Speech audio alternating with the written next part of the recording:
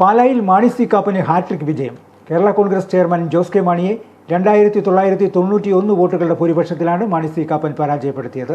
ശക്തമായ ത്രികോണ മത്സരത്തിൽ വിജയമുറപ്പിച്ചതോടെ UDF പാലായിൽ പ്രകടനം നടത്തി. പണാധിപത്യവും പരസ്യവും കൊണ്ട് പാലായിലെ ജനങ്ങളെ കീഴടക്കാനാവില്ലെന്ന് മാണി സി കാപ്പൻ പറഞ്ഞു.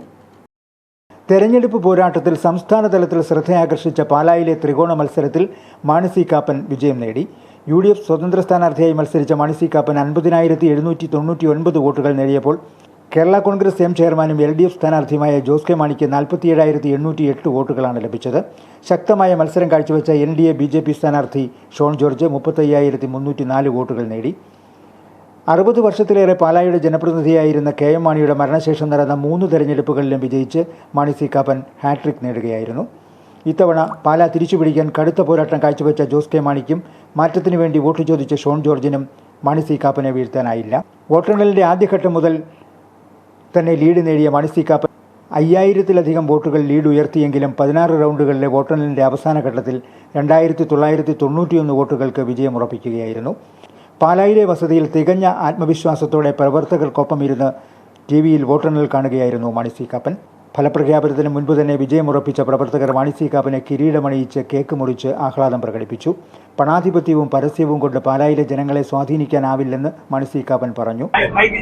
ഗ്രാമങ്ങളിലൂടെ നടത്തിയ വികസനമാണ് ഈ വിജയത്തിന്റെ കാരണം. അതിലുപരി ഒരു UDF ട്രെൻഡ് ഉണ്ടായിരുന്നു. പണാധിപത്യവും പരസ്യവും കൊണ്ട് ഇവിടെ പാലായിലെ ജനങ്ങളുടെ മനസ്സ് കീഴടക്കാൻ സാധിക്കില്ല എന്ന് തെളിയിച്ചിരിക്കുകയാണ്. എൻ്റെ എതിരിൽ നിന്ന് സ്ഥാനാർത്ഥികളെ ഇവിടെ കൂട്ടി പാലായിലെ പൂർത്തിയാകാത്ത വികസനങ്ങൾ മുഴുവൻ പൂർത്തിയാക്കും. ഇവിടെ ഏറ്റവും ചുരുങ്ങിയത് 2,500 കോടി രൂപയുടെ വികസന പ്രവർത്തനങ്ങൾ ഈ 5 വർഷത്തിനുള്ളിൽ കൊണ്ടുവന്നിരിക്കും എന്ന് ഞാൻ ഉറപ്പുകയാണ്. ഇവിടെ റെഗുലേറ്റർ കം ബ്രിഡ്ജ് നേരത്തെ അനുവദിച്ചാണ്, അത് വീണ്ടും കൊണ്ടുവരും അടിയന്തരമായി. 2 റിവറി റോഡ് പൂർത്തിയാക്കും, 3 ബൈപ്പാസ് റോഡ് പൂർത്തിയാക്കും, 4 കടലേർമ കൽപ്പാലം അപ്രോച്ച് റോഡ് ഉണ്ടാക്കും, 5 വാഗമണ്ണിനെ ഇല്ലീഗലും ഇലവിഴ പൂച്ചയുമായി കണക്ട് ചെയ്യുന്ന ഒരു റോഡുണ്ടാവും. പിന്നീട് ഒരു ഫ്ലൈ ഓവർ നമ്മുടെ സാന്തോം കോംപ്ലക്സിൽ നിന്നും RV ജംഗ്ഷനിലേക്ക് വരും. അതോടൊപ്പം തന്നെ പാലായിൽ നിന്ന് എറണാകുളത്തേക്ക് 52 കിലോമീറ്ററിൽ 1 മണിക്കൂർ കൊണ്ട് യാത്ര ചെയ്യാൻ പറ്റുന്ന ഒരു 1 വേ റോഡ് സംവിധാനം അത് കൊണ്ടുവരും. 3 വണ്ടികൾക്ക് അങ്ങോട്ടും 3 വാഹനങ്ങൾക്ക് ഇങ്ങോട്ടും പോകുന്ന കഴിയും. അതോടുകൂടി പാല എറണാകുളത്തിന്റെ ഒരു സാറ്റലൈറ്റ് സിറ്റി ആയിട്ട് മാറും. പാലായിൽ 2000 കോടി രൂപയുടെ വികസന പദ്ധതികൾക്ക് രൂപം നൽകുമെന്നും മാണി സി കാപ്പൻ പറഞ്ഞു.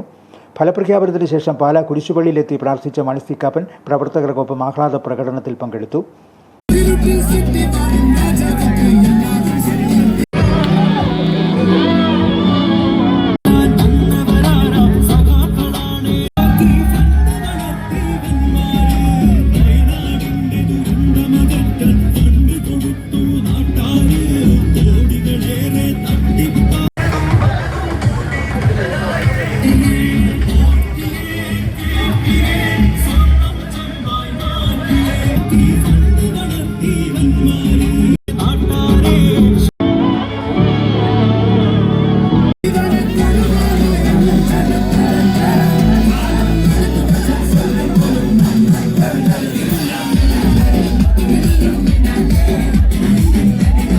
പ്രവർത്തകർ മധുരപലഹാര വിതരണവും നടത്തി.